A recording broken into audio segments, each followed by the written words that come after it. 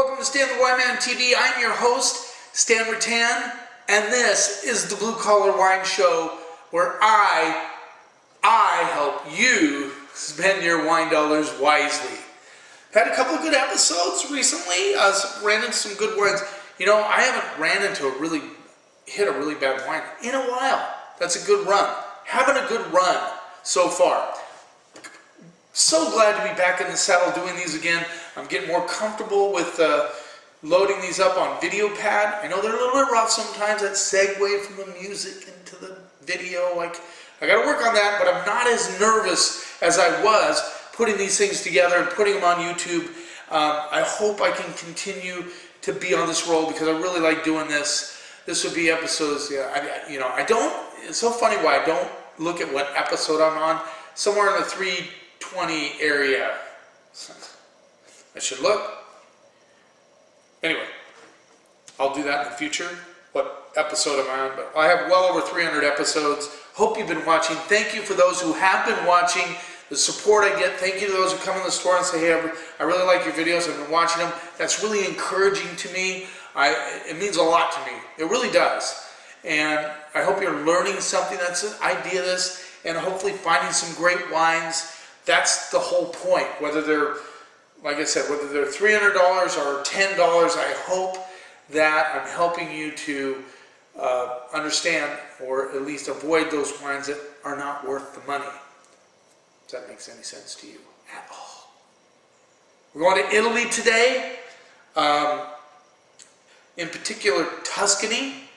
An area, a big area in central Italy. You have Maremma, you have Chianti, you have all these different areas. You go to the East Coast. Just a lot of different areas in that region. And Sassicaia was one of the kind of pioneers in trying to break away from that Chianti, Sangiovese rut, where that's all you could use in wines from Tuscany. In particular, over Maremma, towards the west coast, they started coming out what they call Super Tuscans, baby Tuscan wines. And these are wines that had Cab and Merlot along with Sangiovese. And what we found is that there's a lot of great wines coming out from those regions. For a long time, Chianti was kind of almost like paint thinner, kind of insipid, acidic. They put Caniolo in there, white grape. But you taste Chianti has really, really grown and have produced some great wines. As you know, you've tried them, you understand that. But when you see Toscana on the label, more than likely, well, if it's Chianti, it has to be Sangiovese dominant. The most planted grape in Italy is Sangiovese.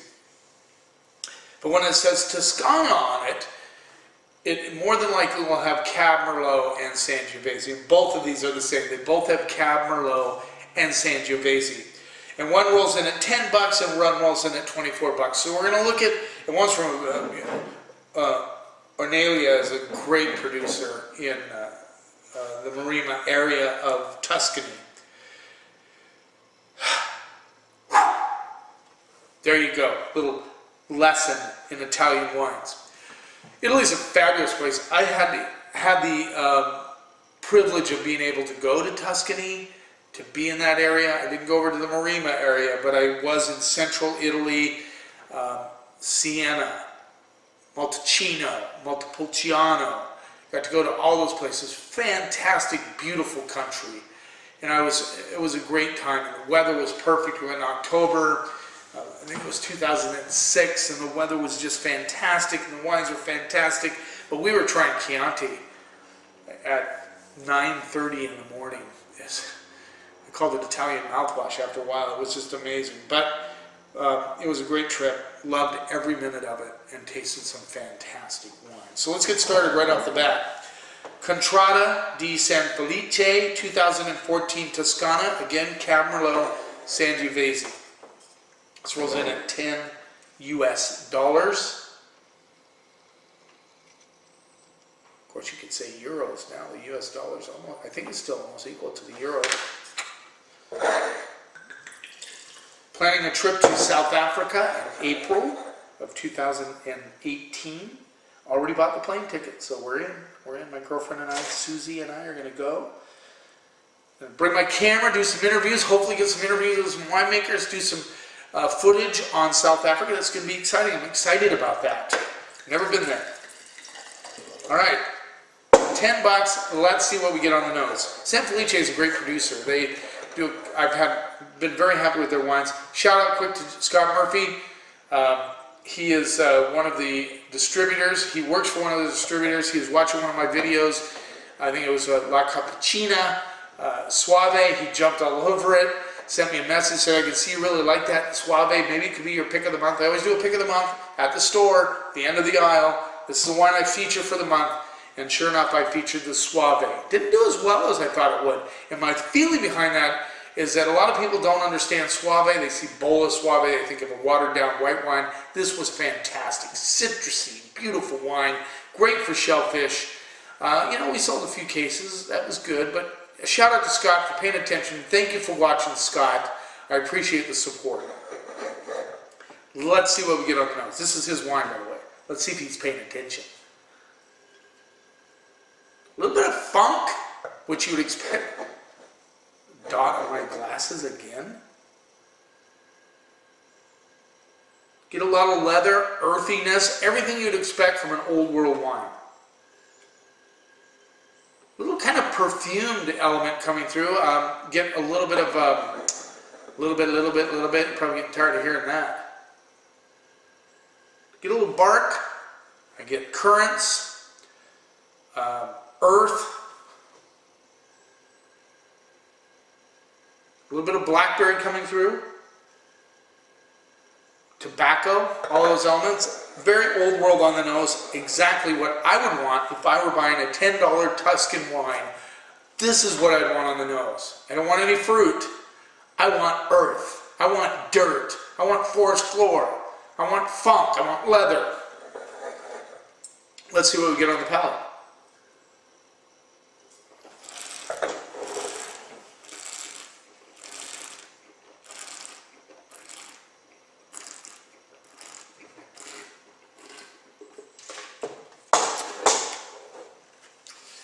More fruit than I expected, based on the nose. I get currants, underscored by a little bit of blackberry coming through. There is leather. Minerality comes through on the finish. So it starts off with a little more fruit, creeps into that old world kind of earthy, mineral-driven, crushed rock thing going on.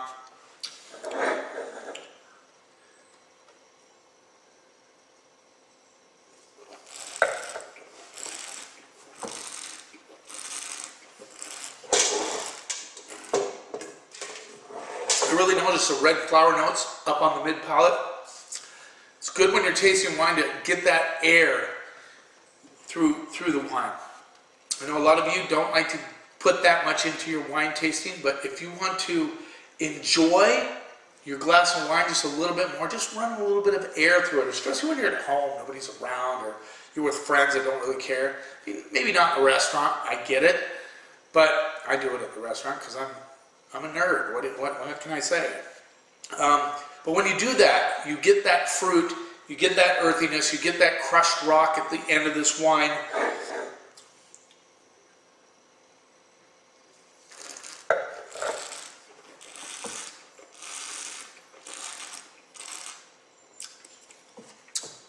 So underscoring the kind of currant cherry thing, blackberries, good acidity.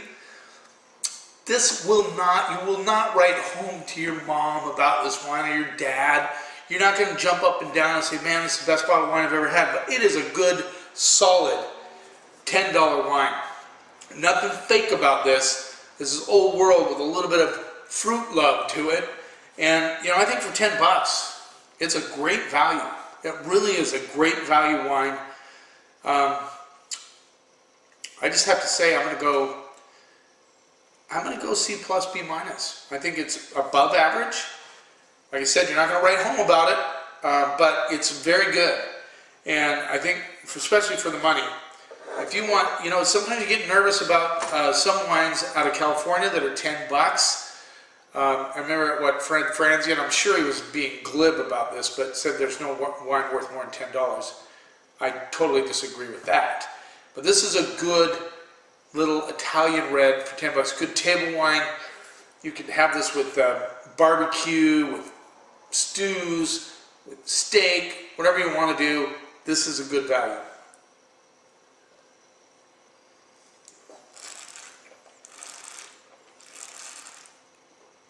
Yeah, I almost think solid B minus. Actually, to be quite honest, I'm going to go solid B minus. Let's move on.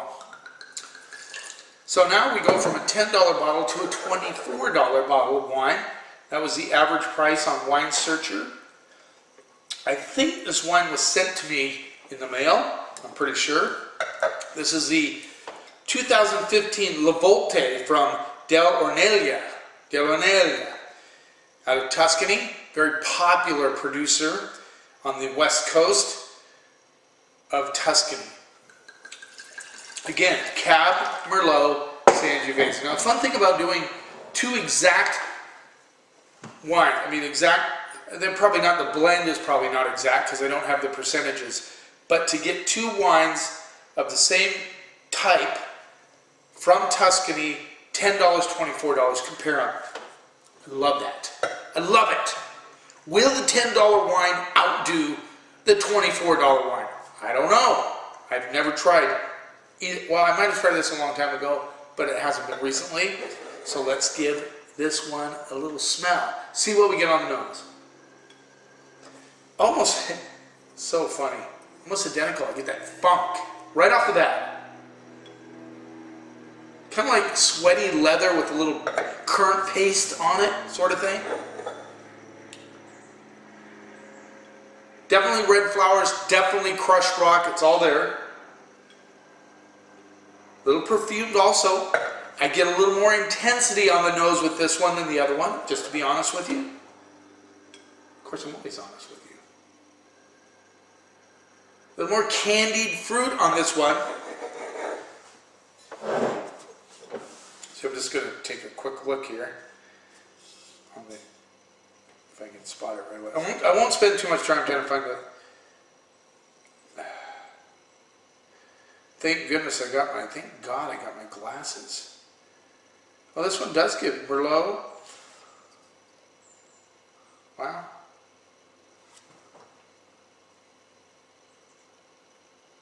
Merlot 50, Sangiovese 40, Cab 10. Huh.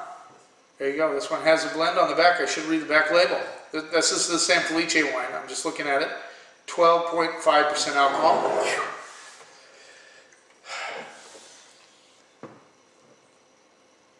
This does not give the blend. 2015. Did I show this one? 14.5. Obviously, so quite a bit of difference. There you go, just in case I didn't. Sometimes I forget in this short period of time. 24 bucks, definitely on the nose. You get the riper fruit. A little bit of tobacco. Let's see what we get on the palate. It's like almost like a candied raspberry. You know those candied hard candies you got at Christmas time? I used to love those things, especially when they had the little filling in the middle. Probably when my teeth suffer just a little bit these days. But I get a little bit of that, excuse me, I get a little bit of that blackberry, candied blackberry element coming through. Let's see what we get on the palate.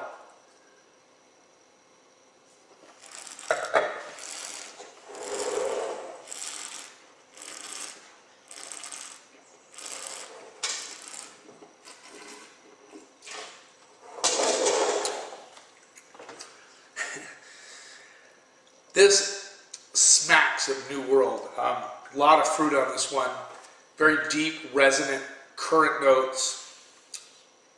Black cherry. A little bit of blackberry underneath.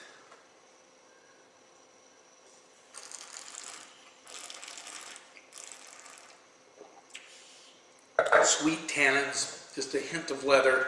Now, okay. A little bit of minerality coming through on the backside. I get a little bit of that crushed rock, a little bit of that pepper component coming through on the backside. Now, from the perspective of, yes, this is from Tuscany. Yes, it's a very good bottle of wine if you like that fruit.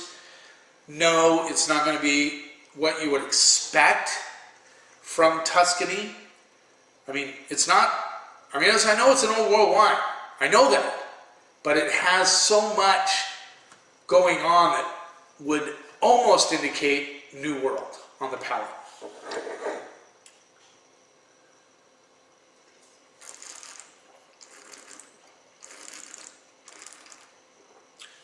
I think the only thing that saves it is the leather and that little bit of like not whetstone, dry, like a dry rock, kind of have that element coming through. So yes, it has old world qualities to it.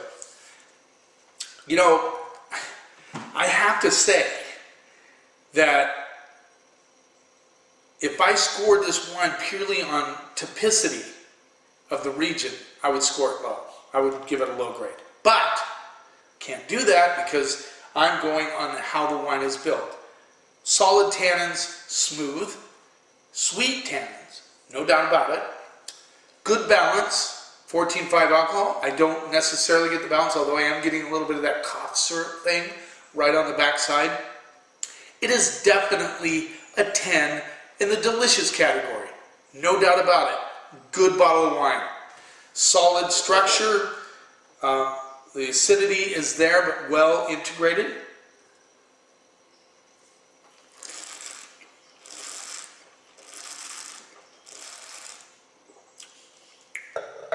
The minerality on the backside definitely saves it from going totally New World in style.